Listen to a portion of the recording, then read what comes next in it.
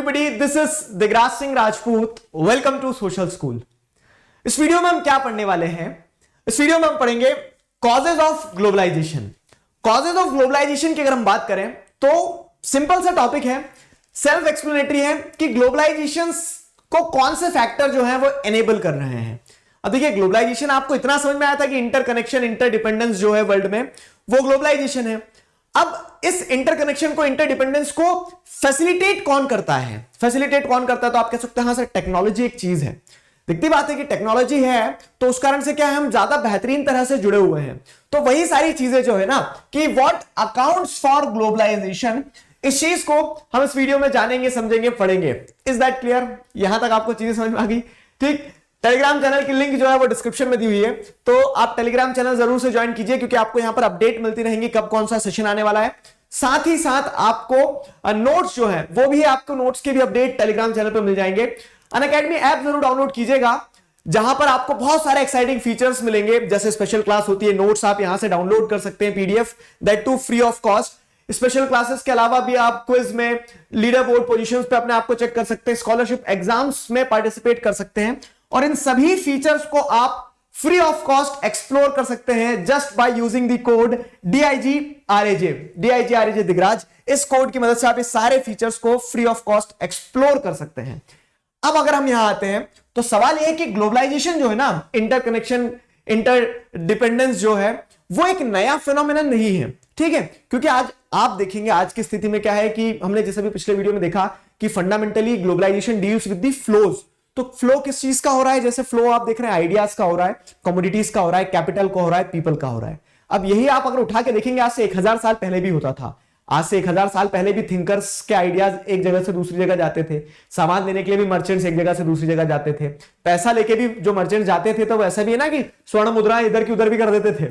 ठीक है, लोग भी मूव करते थे, मर्चेंट जा ही रहे हैं. तो ग्लोबलाइजेशन जो है, ग्लोबलाइजेशन में ये जो flow of ideas, capital, commodity और पीपल की आप बात करते हो ना, तो व्हाट्स न्यू इन दिस? इसमें नया क्या है? ये तो हमेशा से होता आया है. हम ग्लोबलाइजेशन का जो हवा बना रहे हैं कि ग्लोबलाइजेशन ग्लोबलाइजेशन, ये चैप्टर दे दिया, तो what is new in that? What is new in that? वो तो बहुत ट्रेडिशनल टाइम से आप देखते आ रहे हो कि we are interconnected and interdependent. What is new in that?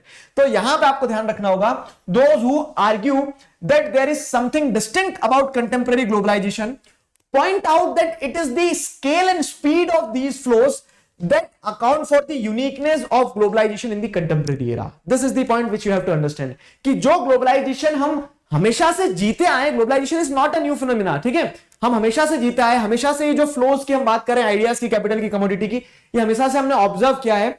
वो और आज में क्या फर्क है? आज में फर्क ये है कि आज जो आप जिस स्केल पे ग्लोबलाइजेशन को देख रहे हैं ना, वो अपने आप को कह सकते हैं ट्रेडिशनल ग्लोबलाइजेशन से अलग करता है. ठीक है, जिस स्केल पे आप ग्लोबलाइजेशन को देख रहे हैं, जिस स्पीड से क्या होता है, कमोडिटीज का, आइडियाज का, पीपल का, कैपिटल का फ्लो होता है, वो अपने आप को डिस्टिंग्विश करता है. ठीक है, वो अपने आप को डिस्टिंग्विश करता है. तो globalisation has a strong historical basis and it is important to view contemporary flows against this backdrop. तो globalisation has a strong historical basis. ठीक है, ग्लोबलाइजेशन का एक स्ट्रॉन्ग हिस्टोरिकल बेसिस रहा है, और उस हिस्टोरिकल बेसिस के कंटेक्स्ट में आपको चीजों को समझना होगा कि आज का ग्लोबलाइजेशन और उस समय के ग्लोबलाइजेशन में क्या डिफरेंस है. पकड़ में आया आपको? पॉइंट क्या है? पॉइंट यहां पे यही पकड़ना है कि व्हाट अकाउंट्स फॉर ग्लोबलाइजेशन. तो हमें वो हम बाद में देखेंगे ग्लोबलाइजेशन आज इतना तेज कैसे हो गया, लेकिन आपको यह पॉइंट पहले एस्टैब्लिश करना होगा कि ग्लोबलाइजेशन नई चीज नहीं है, पुराने समय से रही है. और उस ग्लोबलाइजेशन में, आज के ग्लोबलाइजेशन में जो डिस्टिंक्टिव पॉइंट है वो ये है कि आज का ग्लोबलाइजेशन जो है वो तेज है. ठीक है, तो तेज क्यों है? सवाल यह है, तेज क्यों है? तो globalisation is not caused by single factor. ठीक है, there is not only any specific single factor for globalisation. जो इंटरकनेक्शन, इंटरडिपेंडेंसी हम देखते हैं ना आज के समय में दुनिया में, वो किसी एक फैक्टर से नहीं होती है. ठीक है, technology remains a critical element in that. ठीक है, तो मल्टीपल फैक्टर्स होते हैं और उन मल्टीपल फैक्टर में एक टेक्नोलॉजी इंपॉर्टेंट एस्पेक्ट है. क्यों? एक सिंपल एग्जांपल लेते हैं, बहुत सिंपल एग्जांपल लेते हैं कि हमारा जो कम्युनिकेशन है, फाइन है, हमारा कम्युनिकेशन इन द सेंस कि हम जैसे जुड़े हुए हैं, आप घर में बैठ के देख रहे हैं, पढ़ रहे हैं, फाइन, मैं कहां हूं, आप कहां हैं, मैं यहां, तू वहां. ठीक है, लेकिन उसके बावजूद भी क्या हम जुड़े हुए हैं. तो ये क्यों हो पा रहा है? मतलब ग्लोबलाइजेशन का मतलब क्या है? Connection, interconnection. फाइन, अब यही एस्पेक्ट को अगर हम इसी कनेक्शन को आज से 100 साल पहले देखेंगे तो शायद लोग तब भी कनेक्टेड थे, ग्लोबलाइजेशन तब भी था, लेकिन शायद इस तरीके से कनेक्टेड नहीं थे, इतनी इस स्पेस पे कनेक्टेड नहीं थे। तो यहां पे मतलब 100 साल पहले कनेक्शन में और आज की कनेक्शन में डिफरेंस किस चीज का आ गया? टेक्नोलॉजी का।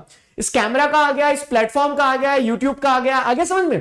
तो यहां पे आपको चीजों को समझना होगा कि टेक्नोलॉजी जो है, ग्लोबलाइजेशन मल्टीपल फैक्टर्स से इंफ्लुएंस होता है, लेकिन टेक्नोलॉजी एक इंपॉर्टेंट क्रिटिकल फैक्टर जो है वो क्रिटिकल एलिमेंट की तरह, ठीक है, रोल प्ले करता है। जैसे पास्ट में भी आप देखेंगे टेलीग्राफ, टेलीफोन, माइक्रोचिप, ठीक है, इन मोर रिसेंट टाइम्स, जैसा अभी माइक्रोचिप रिसेंट टाइम की चीज है ना, हैज रेवोल्यूशनाइज्ड, ठीक है, फंस गया, तो revolutionized the communication when printing initially came into being. It laid the basis for the creation of nationalism. समझ में आ रही है ये चीजें? ये आपको पॉइंट समझ में आना जरूरी है कि जैसे आप पुराने समय से देखोगे तो पुराने समय से ही क्या है कि टेलीग्राफ, टेलीफोन, ठीक है, माइक्रोचिप, जैसे आज के रिसेंट टाइम में देखोगे तो इन सारी चीजों के आने से क्या है, इन सारी चीजों के आने से कहीं ना कहीं जो कम्युनिकेशन है, इंटरकनेक्शन है, उसमें आपको एक रेवोल्यूशनरी चेंज देखने को मिलता है। ठीक है, फाइन। अब वैसे आप जिसे देखेंगे तो ये आज की बात हो गई, लेकिन और पीछे जाओगे पास्ट में अगर आप, तो आपको समझ में आएगा कि जो प्रिंटिंग इनिशियली स्टार्ट हुई, तो प्रिंटिंग ने क्या किया, जैसे आप छोटी क्लास में पढ़ के आए, क्लास 9 में पढ़ा होगा कि जो फिलोसोफर्स वगैरह थे वो अपने आइडियाज प्रिंट कर देते थे। आइडियाज पढ़ के लोगों के अंदर क्या है, फ्रांस के किसी फिलोसोफर ने आइडिया लिखा, ठीक है, जर्मनी के किसी फिलोसोफर ने आइडिया लिखा, उन आइडिया को पढ़ के क्या है, कहां पे ऑस्ट्रिया में कहीं रिवॉल्ट आ रहा है, बेल्जियम में कहीं रिवॉल्ट आ रहा है। तो इस तरह से printing initially came into being, it led the basis for creation of nationalism. तो इस तरह से कहीं ना कहीं आप देखेंगे कि आइडियाज का मूवमेंट जो है वो अलग अलग मीडियम्स के थ्रू, टेक्नोलॉजीज के थ्रू गया, और टेक्नोलॉजी ने क्रिटिकल रोल प्ले किया है उस इंटरकनेक्शन में, उस इंटरडिपेंडेंस में। फाइन। तो आज के समय में भी जैसे अगर हम देखेंगे, therefore today we should expect that, ठीक है, we should expect that technology will affect the way we think of our personal but also our collective lives. ठीक है, तो today we should expect that technology will affect the way we think of our personal but also our collective lives. तो technology कहीं ना कहीं हमारे personal level पे हमारे कम्युनिकेशन को, हमारे इंटरकनेक्शन को, ठीक है, बहुत हद तक क्या कर रही है, इन्फ्लुएंस कर रही है। उसी के साथ साथ में हमारी कलेक्टिव लाइफ्स को भी बहुत हद तक इन्फ्लुएंस कर रही है। तो अब आपको यहां पे वापस you are required to revisit the heading. What is the heading? What are the causes of globalisation? तो कॉजेस ऑफ ग्लोबलाइजेशन में आपको एक चीज ध्यान रखना होगा, globalisation is not a new phenomena. Still, what differentiates the present globalization from the globalization which we are seeing from the past? तो the pace of globalization is unprecedented in present time। और उसके पीछे का कारण क्या? उसके पीछे का एक कारण जो है, मल्टीपल फैक्टर्स है, लेकिन one of the critical element is technology. Technology cause of globalisation, the ability of ideas, capital, commodities and people to move easily from one part of the world to another has been made possible largely by technological advances. The pace of these flows may vary. अब देखो क्या हो रहा है कि आप globalisation को देखेंगे तो ग्लोबलाइजेशन में मैंने आपको बताया कि one of the causes for globalisation is technological advancement. तो उस टेक्नोलॉजिकल एडवांसमेंट के चलते क्या है, the ability of ideas, capital, commodities, people, इन सभी का मूवमेंट जो है बहुत तेज हुआ है, इन सभी का मूवमेंट जो है बहुत तेज हुआ है। ठीक है, लेकिन अब अगर आप ये मूवमेंट की भी बात करेंगे तो आपस में देखो, ग्लोबलाइजेशन में क्या है, आज इन जनरल ग्लोबलाइजेशन में बहुत तेजी से आपको क्या देखने को मिलता है, चीजों का इंटरकनेक्शन देखने को मिल रहा है। अब ग्लोबलाइजेशन क्या है, तो globalisation is fundamentally the flow of various aspects, जैसे आइडियाज, कैपिटल, कमोडिटी, पीपल। अब क्या हो रहा है कि इस ग्लोबलाइजेशन प्रोसेस में जो जो फ्लो हो रहा है ना, तो जो जो फ्लो हो रहा है उसका फ्लो भी क्या है, उसके फ्लो में भी डिफरेंसेस हैं। मतलब जिस स्पीड से आइडियाज, कैपिटल और कमोडिटी मूव करेगा, उस स्पीड से पीपल मूव नहीं करते हैं। हो सकता है यहां पे आपको कंफ्यूजन क्रिएट हो रहा हो, तो एक बार फिर से रिविजिट करो। देखो क्या है ग्लोबलाइजेशन पास्ट वाले और प्रेजेंट वाले ग्लोबलाइजेशन में क्या डिफरेंशिएटिंग पॉइंट्स है वो आपने देख लिया। टेक्नोलॉजी एक important, technological advancement is playing a very important role, ठीक है, इन ग्लोबलाइजेशन प्रोसेस। अब अगर आपको यहां दूसरे पॉइंट पे समझना है, तो जिस स्पीड से आइडियाज, कैपिटल, कमोडिटी, पीपल, इनका मूवमेंट होता है ना, ठीक है, तो ये सारा सब कुछ मूवमेंट टेक्नोलॉजिकल एडवांसमेंट पे डिपेंड करता है, ये भी आपको समझ में आया। लेकिन अब ये जो आइडियाज, कैपिटल, कमोडिटी और पीपल का मूवमेंट है, तो इनके मूवमेंट में आपस में आपको पेस में डिफरेंस देखने को मिल जाएगा। ठीक है, the pace of these flows में वेरी, ठीक है, how the pace of these flows में वेरी। तो आपको यहां पे चीजों को समझना होगा कि आइडियाज, कैपिटल और कमोडिटीज बहुत तेजी से मूव करते हैं, उतनी तेजी से लोग मूव नहीं करेंगे। क्यों? क्योंकि लोगों के मूवमेंट पर रिस्ट्रिक्शंस भी होती हैं, वीजा नहीं देते हैं, बताओ। ठीक है, तो ये समस्या हो सकती है। लेकिन वहीं पे जैसे पैसा जो है, तो बिजनेसेस अनप्रेसिडेंटेड लेवल पे ग्रो करते हैं। समझ में आई मेरी बात? तो globalisation does not emerge merely because of availability of improved communications, ठीक है, along with that interconnections between different part of the world is also very important. Again, are different dimensions. तो causes of globalization में आपने देखा कि technology एक important role play करती है, और टेक्नोलॉजी इंपॉर्टेंट रोल प्ले तो करती है flow of commodity, idea, capital और पीपल के, लेकिन द पेस जो है ना, pace of movement of these flows also may vary. यहां तक चीज समझ में आई. उसके बाद में आगे अगर अगली चीज देखते हो तो ये जो इंटरकनेक्शन है, ठीक है, ये भी आपको कंसीडर करना पड़ेगा कि globalisation does not emerges merely because of the availability of improved communication. Communication तो है, इंप्रूव्ड कम्युनिकेशन से ग्लोबलाइजेशन हो रहा है, लेकिन उसके अलावा भी आपको यह भी समझना होगा कि इंटरकनेक्शन जो है different parts of the world में, वो भी इंपॉर्टेंट है.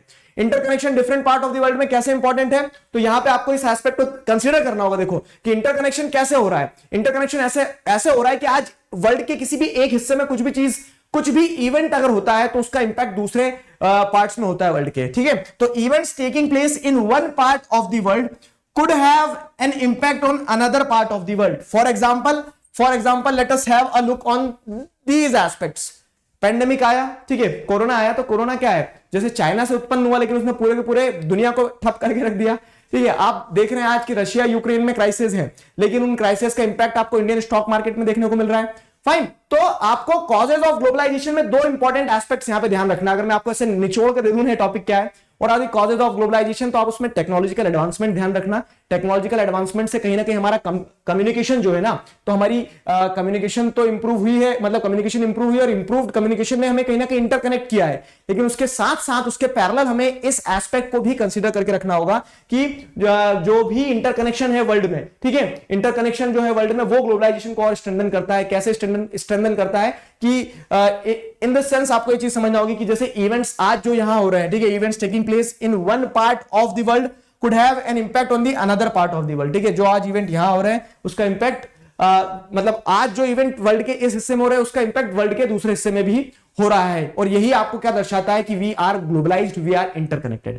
क्लियर हुआ? So this was all about the causes of globalisation. Next video में हम क्या पढ़ेंगे, अब कंसिक्वेंसेस. तो ग्लोबलाइजेशन तो है, ग्लोबलाइजेशन इज द रियलिटी, मान लो इस चीज को. अब इसके कंसिक्वेंसेस, पॉलिटिकल क्या है, इकोनॉमिक क्या है, कल्चरल क्या है, इन तीनों कंसिक्वेंसेस को हम सब्सिक्वेंट वीडियोस में पढ़ने वाले हैं, समझने वाले हैं. I hope you enjoyed the video. आपको चीजें यहां तक समझ में आई है. अभी के लिए stay connected, keep learning, signing off with this together we can, we will. Thank you very much.